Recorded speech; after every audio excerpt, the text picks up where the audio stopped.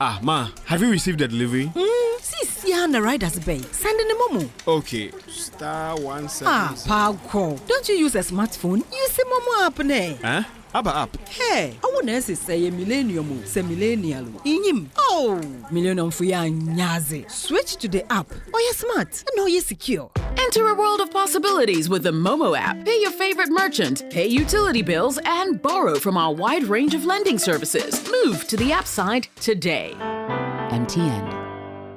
M&C Group is a leading investment holding company with expertise in minerals and food commodity trading, precious minerals refinery, real estate development, and logistics and energy. With individually registered companies, our headquarters is located in Accra, Ghana, with operational offices in Dubai, UAE, Hong Kong, and Guangzhou in China, Johannesburg in South Africa, Virginia in the USA, and Milan, Italy. We connect business markets and drive growth. Trust us to maximize value in every deal. Call us on 0302 551 917 or 0302 551 918 or send us an email mncgroup@mncgroupgh.com.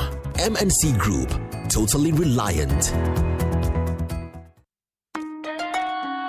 Son, we are so proud of you for setting up this hospital. I really love those hospital beds and waiting chairs. By the way, did you import them? No, Dad, I didn't. I actually got them from Kindle Books and Stationery right here in Ghana. Wow. We also bought our office supplies, safes, executive desks, and chairs from Kingdom, and they gave us expert advice on how to set up our office. Guys, that makes 3 of us. I also got our sofa and bedroom sets, plus our dining hall furniture for our new home from Kingdom. Wow, Mom, that makes 4 of us. I usually get my stationery items from Kingdom, and my teacher also mentioned that our classroom furniture was provided by Kingdom. So there you have it. Whenever you're thinking about setting up an office or acquiring furniture for your home, etc., Kingdom Books and Stationery should be your first port of call. With over 40 years experience in the industry, we stock and supply a wide variety of globally sourced office and home furniture, stationery, and equipment. Visit our head office, Takweje, Osu near the Osu Cemetery, Temania Community 4, Takoradi opposite Vijay Mays Plaza, Cape Coast University Bookshop, Spintex Road near Absa Bank, Atomic Centerpoint Mall, Winneba University Campus, KNUST, the University Bookshop, and Santasi in Kumasi. You can also visit our shop online, www.kingdomstoreonline.com. Hurry while stock lasts. For further inquiries, contact us on 050-162-0810 or 0302-764-101. Email info@kingdomgh.com. Kingdom Books and Stationery Limited, where quality and affordability is assured. Terms and conditions apply.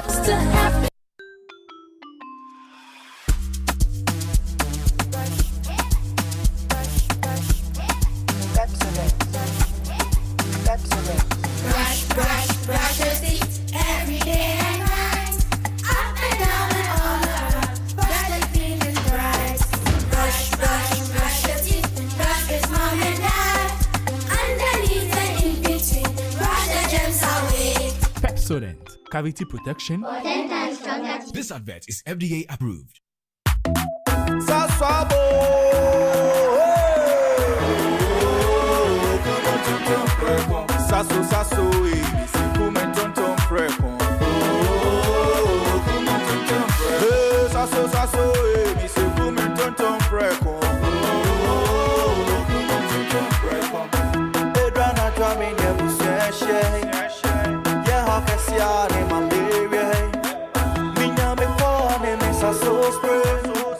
Every mosquito started run away. Oh, come on, tonton preko. Sasso, me se come tonton preko. Oh, come on, tonton preko. Sasso, come tonton preko. Nani sham ne die, demo stronko. This advert is FDA approved.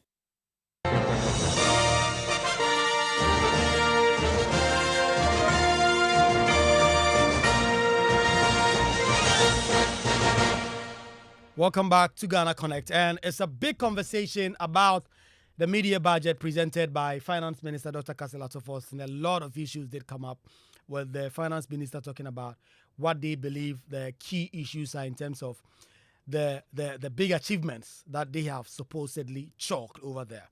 But of course, not without some drama, with the minority walking out and all of that, presenting petitions. But here are highlights of the minister's speech, and then I'll tell you about the key guys who are connecting with us for us to break down the matters in terms of the perspectives of the very ordinary Ghanaian.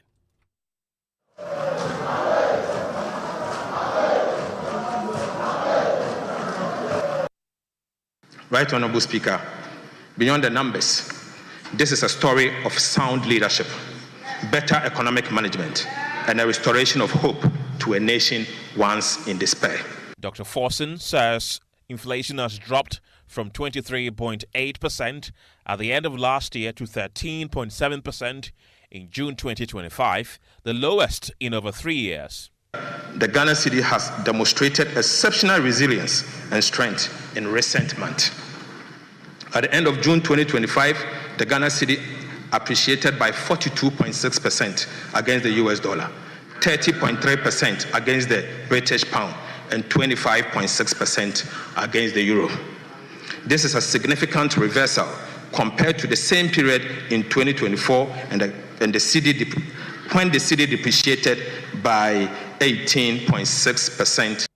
The cedi is one of the big items that the finance minister has been going very big on, because I believe the government believes that this is something to be very proud of and a story to tell about how they have been able to get the cedi to appreciate against the dollar. The one time this year, it was named as the best currency in the world in terms of the trading against the US dollar and other major trading currencies. Connecting with us, Alfred Appiah. And for those of you on X, Alfred does mine a lot of data and has a lot of very interesting opinion on the financing, transparency, accountability, and governance. And he connects with us on Zoom. Alfred, it's good to have you connect with us. Good to be here, Kwaku, and good evening to everybody. Well, Reginald is a pharmacist, and he has been, talking about how the health of the country in relation to the employment of health professionals, how key that is to ensure that we achieve the sustainable development goals on health, and also that as a country we'll be able to get to the goals we set for ourselves when it comes to health. And he's connecting with us also on Zoom. Reginald, it's good to have you connect with us. Yes, the pleasure is mine, Kwaku. Good to have you. Definitely. As well. Dr. George Anagli will connect with us pretty shortly. He was part of the pharmacists who had not been paid from 2023, and today the confirmation we are getting is that they have been paid.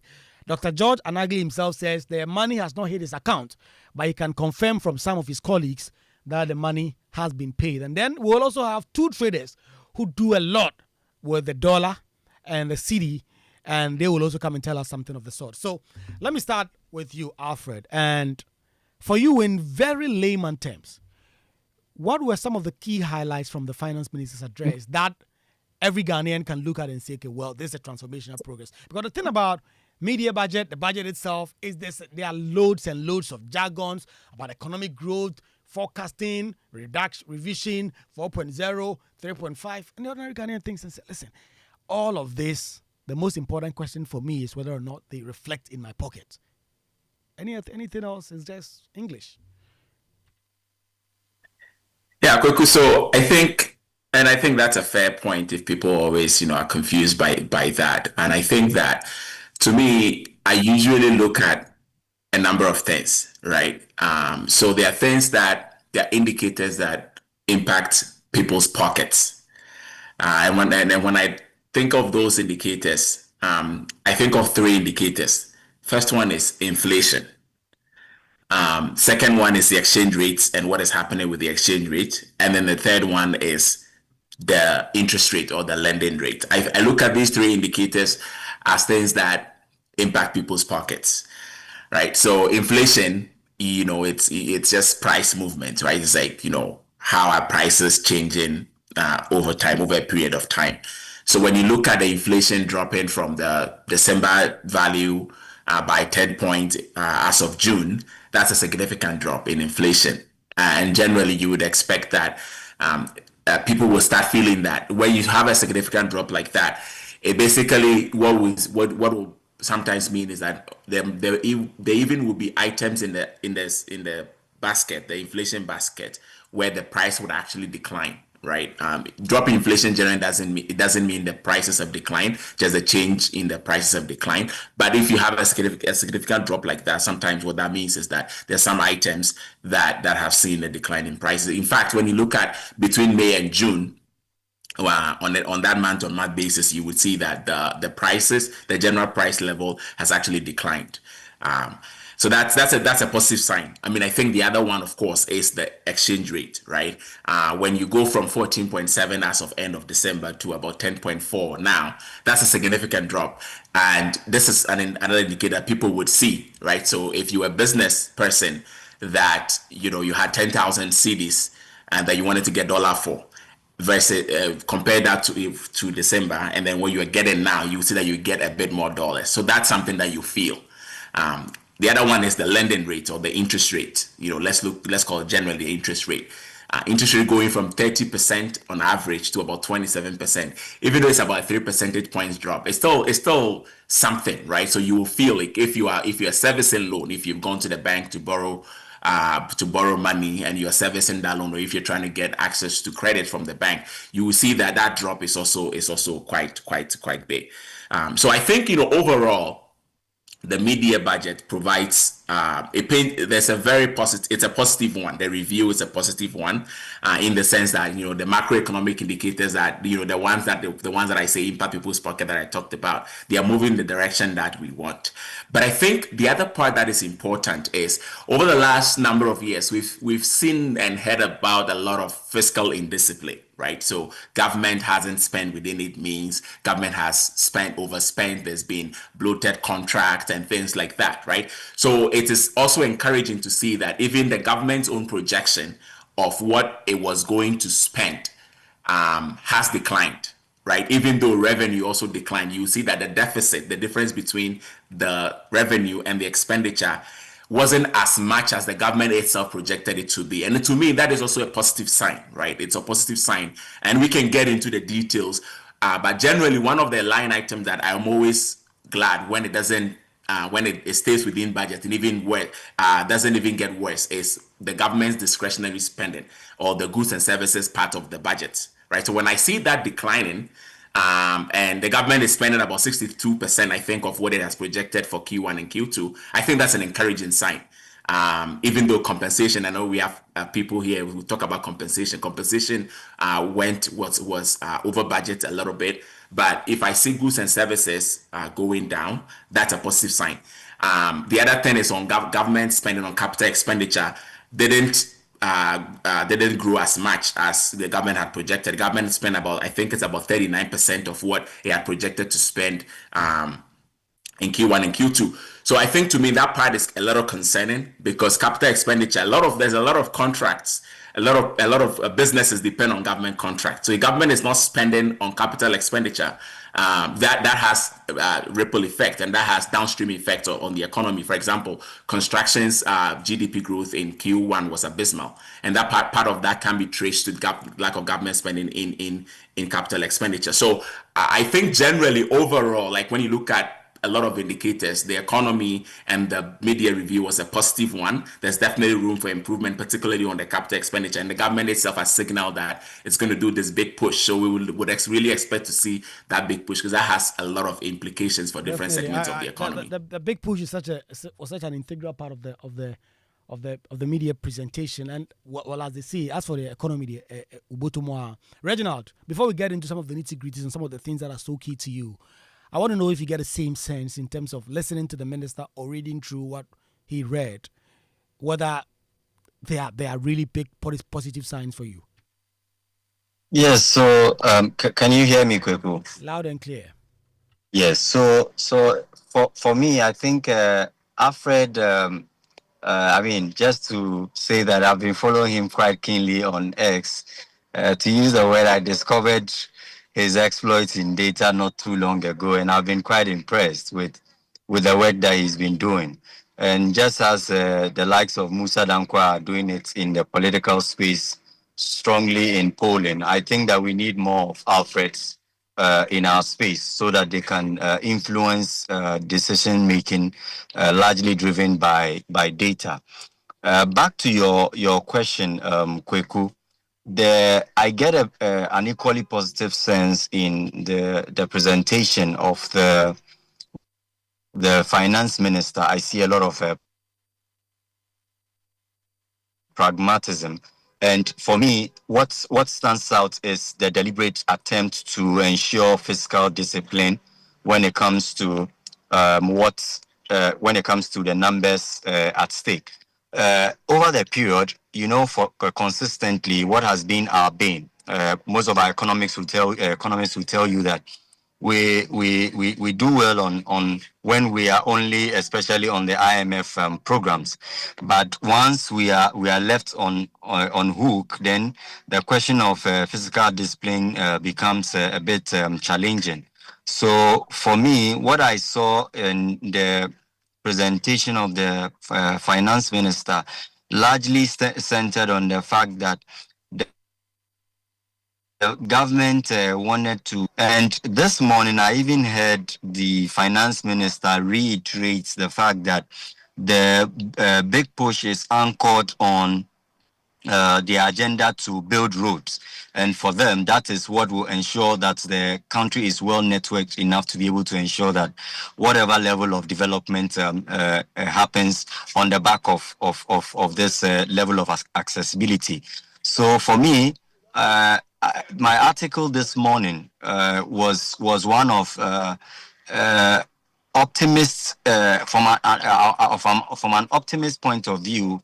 I had some level of praise for the minister, but then of course I was very concerned about the fact that the reading did not depart from the norm that I have come to know our budgetary readings, because it's more or less like consistently we have a template of either we are commenting on the fact that certain caddies of training allowances have been paid, and then also certain infrastructure have also been provided.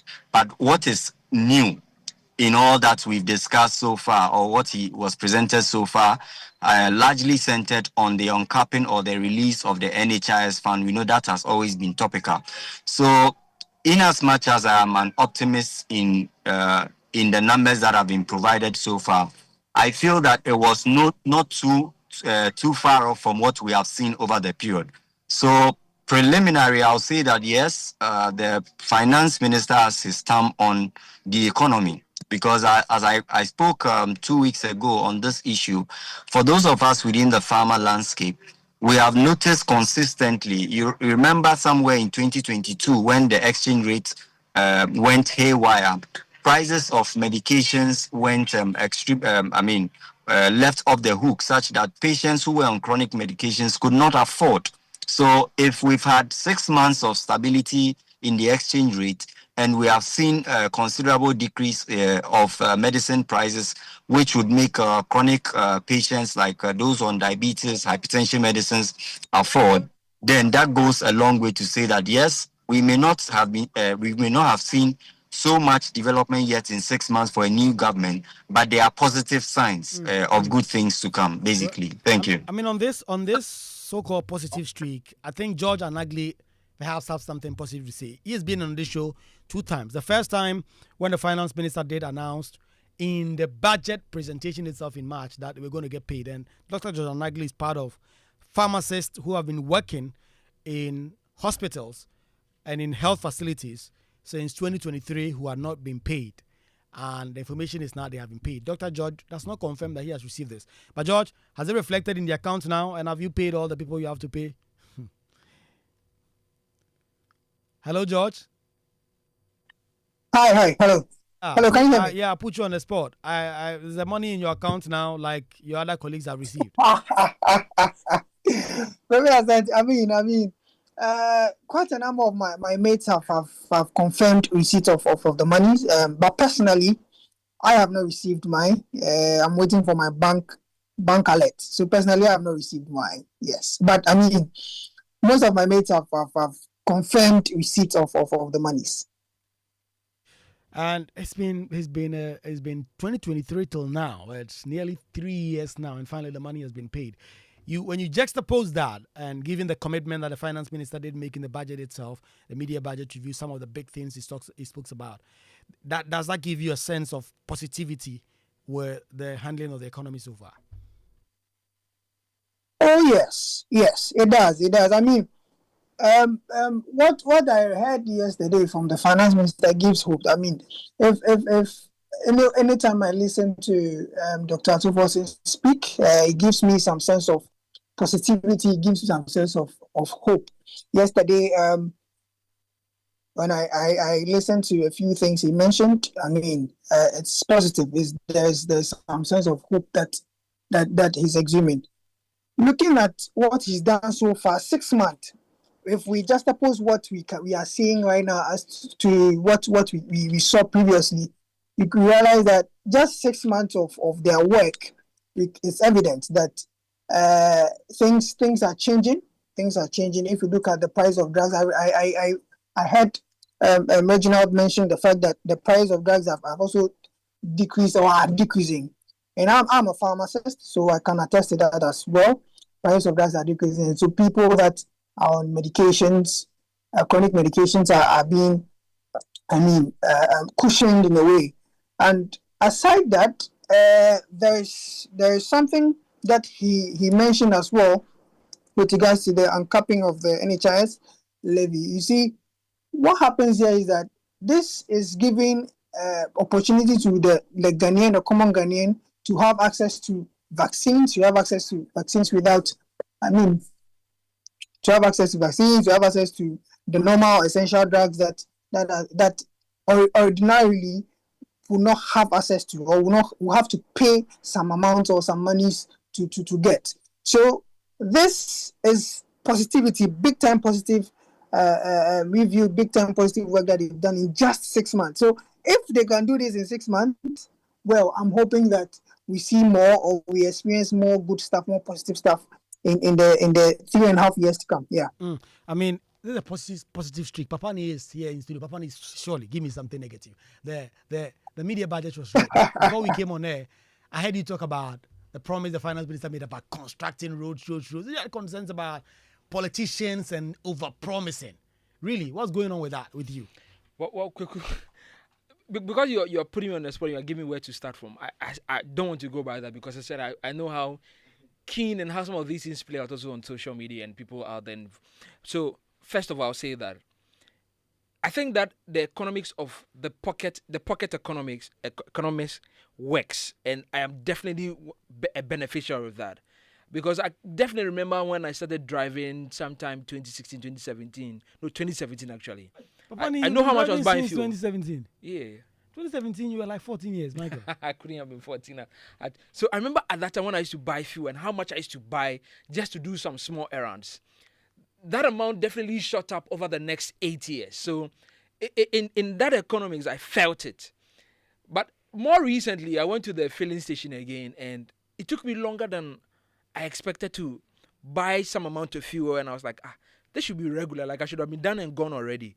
But I realized that they were giving me more fuel for it. So I felt it, and I definitely know that I feel the positivity in the economy. I feel the improvement in the targets that I'm sure some of your guests are more experienced to talk about.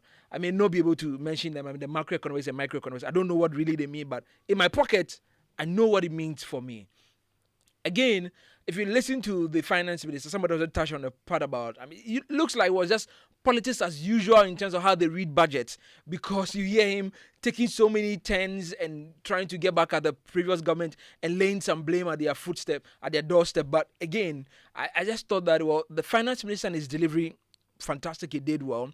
There were some things, Kwaku, that I'll come back to the point that you're making. Some things I expected him to talk about, and some things he spoke about, I thought that, my friend, like, take your time. Like, don't rush to chip away the goodwill that everybody knows that you have, even 6 months on into your new administration. So I'll start with the first part about things that he talked about that I felt things he didn't talk about at all. I know that we're in Parliament, so two big bills have come to the chamber not long ago. The 24-hour economy is one of those, and then also the one that they want to use to sort out the NCDs. The Mahama Cares. The Mahama Cares bill. So, but these are huge budgets. We are not talking about small budgets.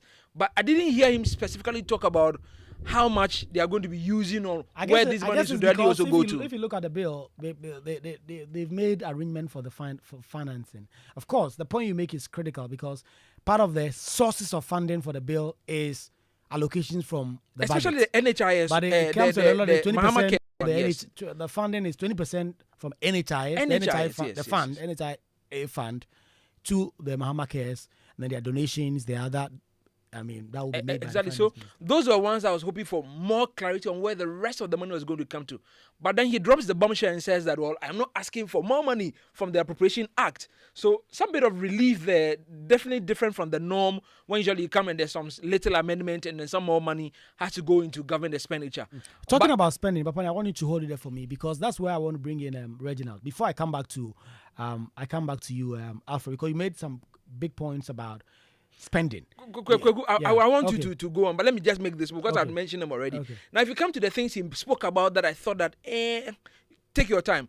Roads was one of those. Good. And that's why I want to come. 166 constituencies will get 10 kilometers every year. I thought that's a huge problem that sounded like one district, one factory, one district, one stream, one district, one school. I just thought that it's one of those populist things that maybe push it to the next year so that when you have fiscal space to actually do that. Yeah. Okay. Good point. That I think Alfred should be able to look at some of the numbers and tie in on that for us. But Reginald, you have been talking a lot about employing nurses, employing these people, employing that, employing this.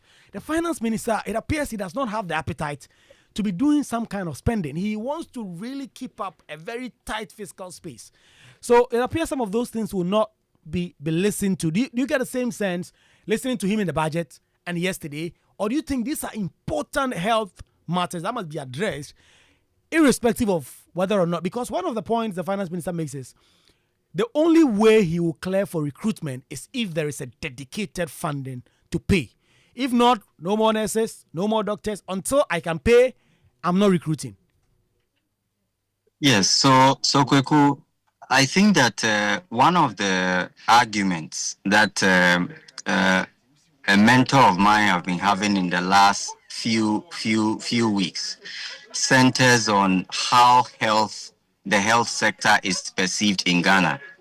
So in our last colloquy on what health means in Ghana, you consistently realize that the health sector is seen as a net negative. We are always asking for nurses to be recruited. We are asking for doctors, allied health nurses, allied health professionals, and then also pharmacists. And that is why we started the High Pharmacist Now campaign to be recruited. So anyone who is looking at this consistent call from we, the health professionals or analysts or policy watch within the healthcare landscape, the message, the resounding message appears as though the health sector is always taken from the kitty of government. But then there's the contrarian way to perceive health. Now, for instance, this morning there was an interesting conversation on one of the social media platforms when one of the risk analysis, or let me say economist, Professor Dr. Tio Champon, shared some insights about his insights or reflections about the budget. And then I noticed that there was a very critical element that was missing. When you talk about the industry or manufacturing, which to an extent has a connection with the healthcare landscape, for instance, the pharma industry, when we disaggregate the data, you realize that the pharma manufacturing landscape is missing. So then it means that consistently the health sector landscape is perceived as though we are always taking from the kitty, when, for instance, if we were to factor what the pharma manufacturers are bringing on board, we would be actually providing a net positive to the budget over a long period of time. So the question of where Dr. Kaisel Forsen stands now is that, yes, he has made it abundantly clear And that is captured in his consistent expression that the Chinese have a saying that if you want to develop, so to speak, and even invoked Gordon Brown, I think this morning on one of the platforms, that their focus is on the big push, which centers on building roads or in by extension ensuring mobility or networking the country.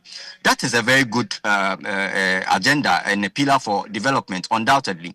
But then, Kwaku, this very pillar of development is also hinged on the fact that the population is healthy. And that is why we consistently say that what health is wealth.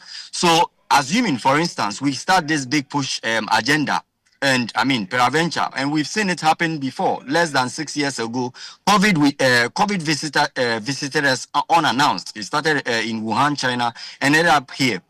In that situation, the economy was literally held to a standstill.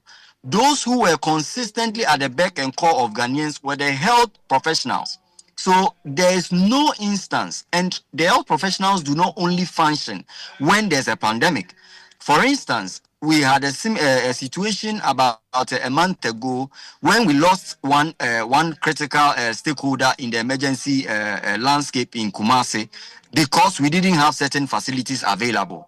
Now, we can talk about development. We can talk about building roads. We can talk about bridges. We can talk about building telecom infrastructure, investments in AI, in fintech, and all that are great.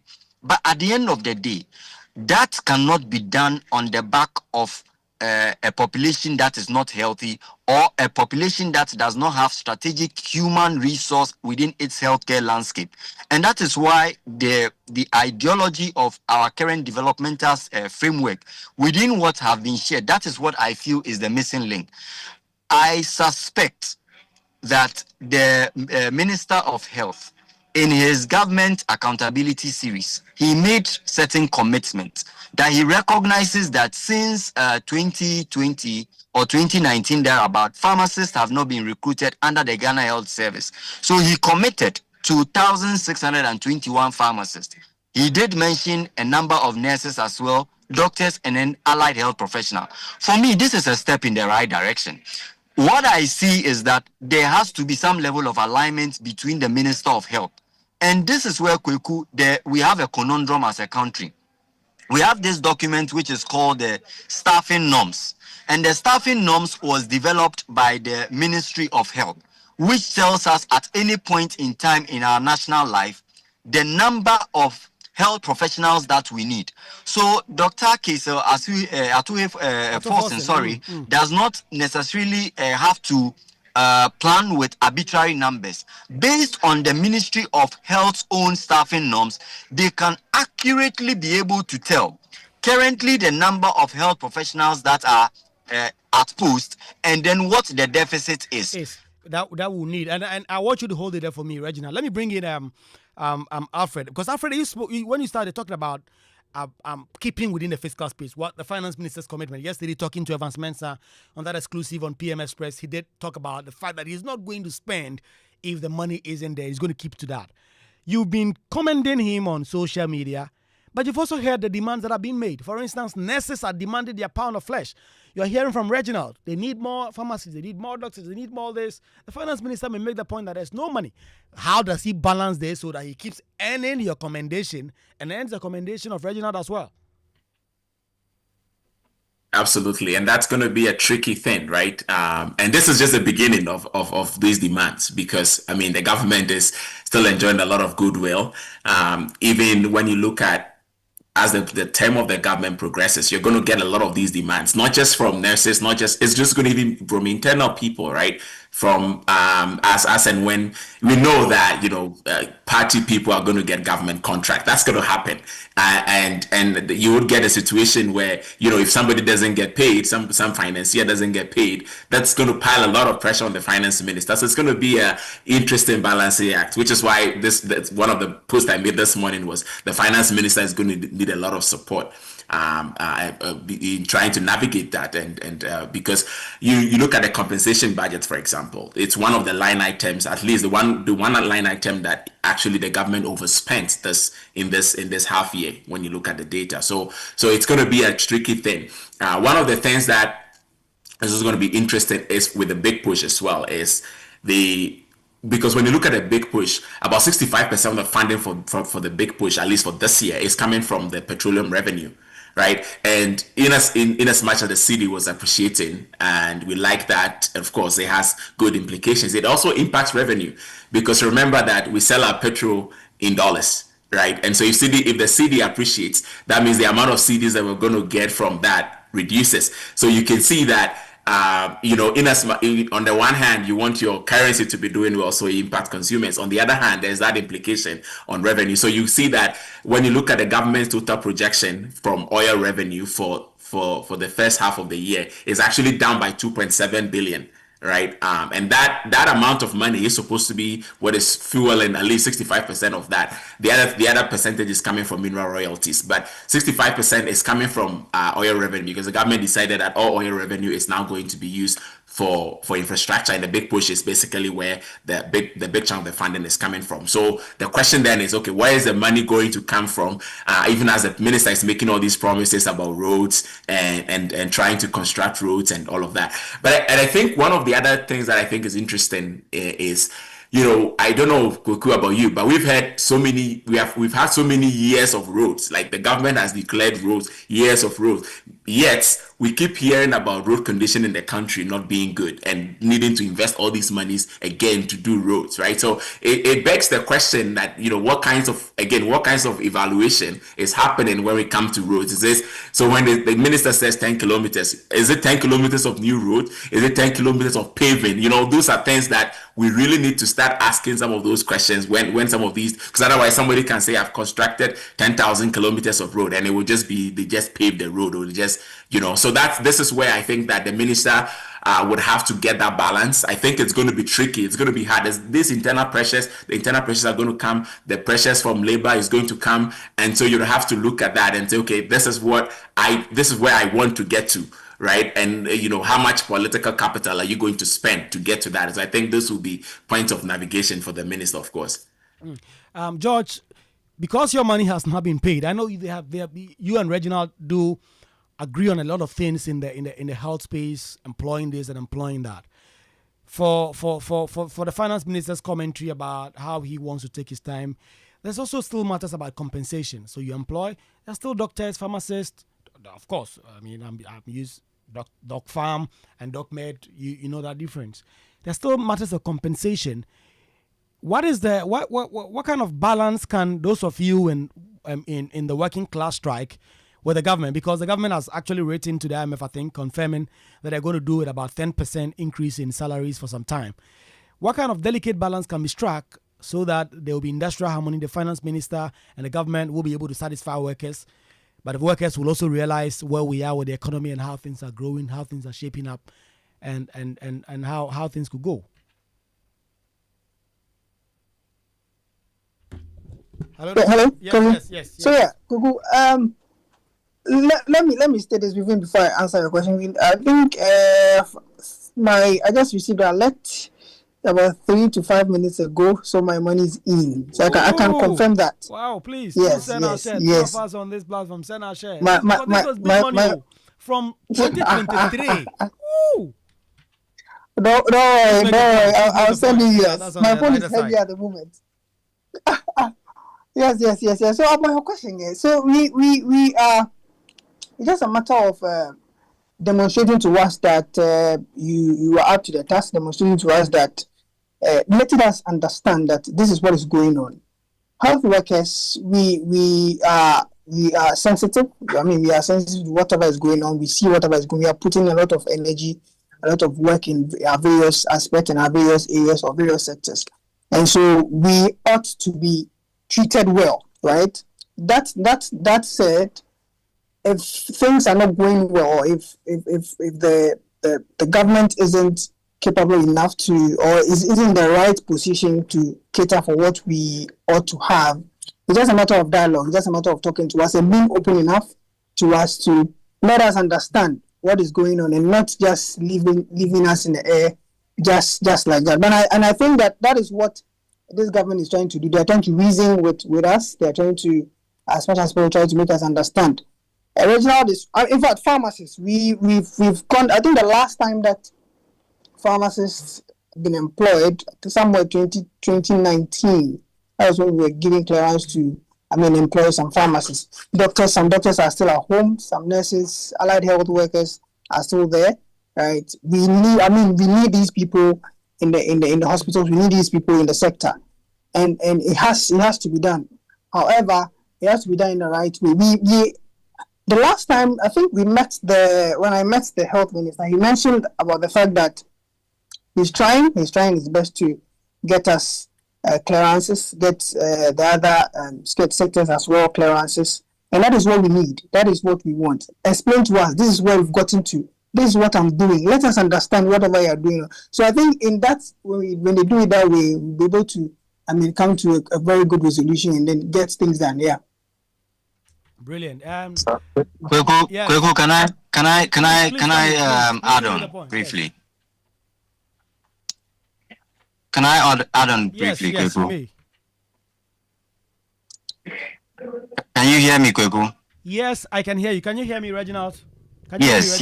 Just to add compliment to what George rightly said. Just to re-emphasize the point that health professionals are very pragmatic. I remember some in the late 80s, for instance, when the government introduced what we call the PAMS card. That's the program of actions to mitigate the social cost of adjustment. What became known as a PAMS card, basically under the structural adjustment program. You realize that the government had to take a lot of austerity measures to ensure that the country was kept afloat. Health professionals, like several other professionals, have been sacrificing consistently for the well-being of this country. But the equation it's more or less like a simultaneous equation where you have the citizens on one side and you have the politicians on the other side, and then you have the budget in the middle, or the national kitty, and you need to be able to find a fine balance of how you satisfy both parties. What has transpired over the period, and I'm just building up on the points that George mentioned. In the past, or let's say in the last 2-3 years, there were instances where consistently when health workers were supposed to have been paid, we were told that there was no physical space, therefore money was not available to pay. Only for us now to discover, for instance, that there had been so much money that people involved in all kinds of scandal. Look at what happened, for instance, at the National Service Secretariat. And this is just to mention one out of many. We could have also used the money. We are just realizing now, based on the Deloitte report, that what was reported that the 58 million is now almost 100 million. You can imagine, Kwaku, what that money could have done when it comes to the payment, not necessarily even only of the salaries of young health workers, but the kind of infrastructure that it could have built. Let me give you a practical example. In Ethiopia was able to set up some manufacturing plants or some manufacturing companies using just about $30 million. And I use just because if you just oppose it to the kinds of monies that have been dispensed on all kinds of projects that we have not been able to even see them to completion, these could have helped become net positive income or revenue generators for the government within the healthcare milieu. So as much as possible, we are pragmatic as health professionals or other affiliate health professionals. But the question now is that, is the government able to also show that level of altruism to say that if the health professionals or other professionals are showing or want to sacrifice, the politicians who are making the decision will equally be able to adjust their belts to ensure that we are all ensuring that we are within a certain level of frugality in terms of managing the affairs of this country. Thank you. Good point. Alfred? Yeah, no, I think they are all making great points, and I think some of this also starts from the top, right? And I think that's why it's important that I'm a big advocate of transparency in terms of some of these dealings. So particularly, I'm excited about the plan to make government contracts into in local currency, right? Because again, we know that usually through procurement that some of these breaches happen. But I'm also curious to see how some of these also get reflected, at least even on the state-owned enterprises side of things as well, because I think there's a lot of procurement there. But some of the sacrifice has to start from the top, right? So I complain about Article 71 compensation so many times, right? Because if you're telling me that you don't have, if you look at the payroll, right? If you go to controller, look at the payroll and look at on average how much people that are political appointees or Article 71 office holders are earning, and plus all the perks that they get, and then you look at your critical healthcare workers, and the amount of money they are getting and not even getting paid on time. Then I think there's a disconnect somewhere, because I cannot understand how for example the highest earners in our economy or in our country are the people that are politically appointed or politically elected, compared to your more critical. Yeah, let me cut you because Fentio Tahiru and what's his name, safe? This guy Victor Chutamaklo, they've come enter the studio on my neck. They're asking us to stop because they want to go and do commentary. The Black Queens are playing. But because of that, there's this matter that I want to pick your thoughts, all of you, on very briefly. Today, an announcement came out. The president had appointed a Ghanaian Korean, of course, of dual citizenship, to be the ambassador of Ghana to South Korea. People have been making a lot of comments about that. Alfred, I wonder what you think. There are those who are strongly opposed. They say, look at that man. He doesn't look like us. How is he going to represent us in South Korea? There are those who say, listen, that man has been living here since he was 14. He's just as Ghanaian as any one of us. Just briefly. I think for in every government or any sort of governance, diversity is important. And so if the government is being intentional about that and appointing somebody that, the skin color alone doesn't make you Ghanaian, right? So, to me, I don't have any issues with that. As long as, we know that this person's allegiance is to Ghana, and we've vetted that, and we know that is what we've done our due diligence, and we know that there's not going to be any issues with that. I personally don't have any issues with that. I don't think skin color determines whether somebody is a Ghanaian or not. Reginald, 30 seconds. Hello, Reginald. Hello. Yes. Hello. Can you hear me, yes, Kwaku? I can hear you. Hello. Can you hear me? Reginald, I can hear you. Please go ahead. Okay, great. So Kwaku, I think that we are back again, essentially, as a country. Remembering the fact that we've had issues like this in the past. For those who are students of the law, they will recall that we've had issues in the past with the likes of Balungu, Leidan, and Co.